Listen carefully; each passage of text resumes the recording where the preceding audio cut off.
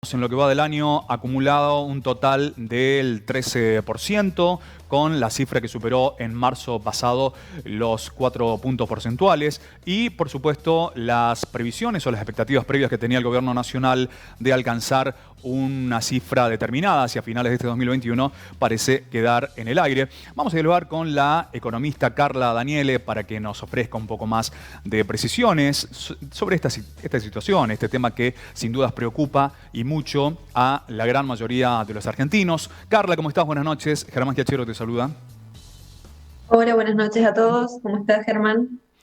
Gracias por atendernos, Carla. Bueno, ¿cuál es tu opinión? ¿Qué es lo que va a pasar con la inflación?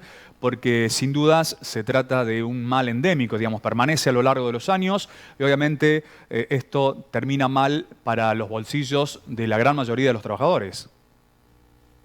Efectivamente, esa pregunta, ¿qué es lo que va a pasar? Es lo que nos estamos preguntando todos.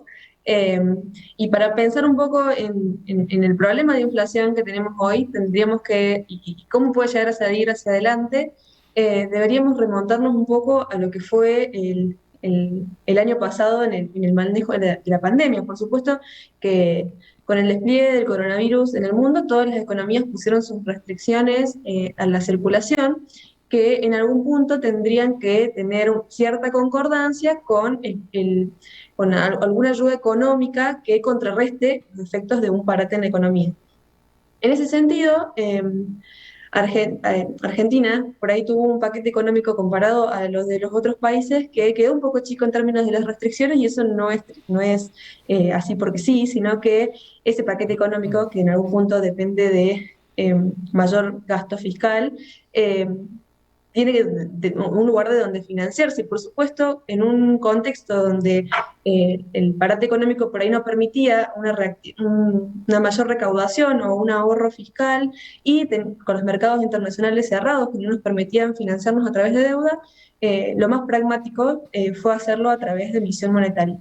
Y esa emisión monetaria, con el correr de los meses en la pandemia, no mostró sus efectos, principalmente porque no había velocidad en la circulación del dinero, pero en los últimos meses estuvimos viendo, como bien vos decías al comienzo, eh, niveles de inflación y esa presión inflacionaria que se viene registrando incluso en las últimas 6 mediciones que se registraron niveles por encima del 3%.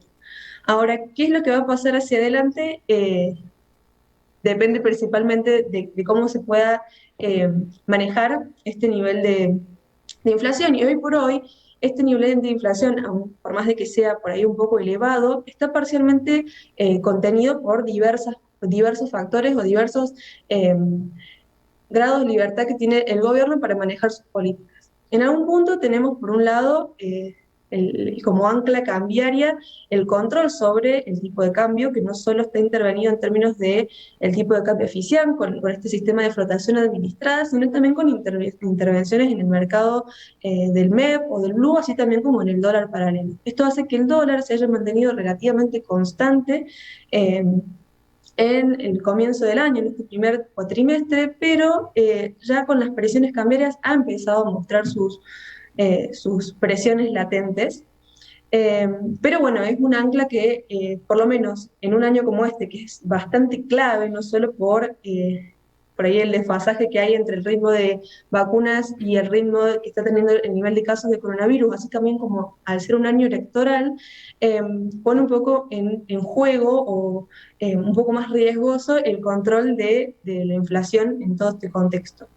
Otra de las medidas que por ahí se utilizan es el control de precios, que como sabemos cada vez se hacen más recurrentes, pero algo que no todo el mundo tiene en cuenta es que estos representan no más de un 5% en la canasta que hace al IPC, que es de donde se calcula la inflación, y en algún punto esto, si bien ayuda, no hace más que introducir un sesgo y no tanto ayuda al control de la inflación. Y por último, y una de las cosas más importantes, es que esta emisión monetaria que nosotros estamos viendo tiene sus efectos inflacionarios y los viene arrastrando. Por lo tanto, se están utilizando ciertas medidas de esterilización.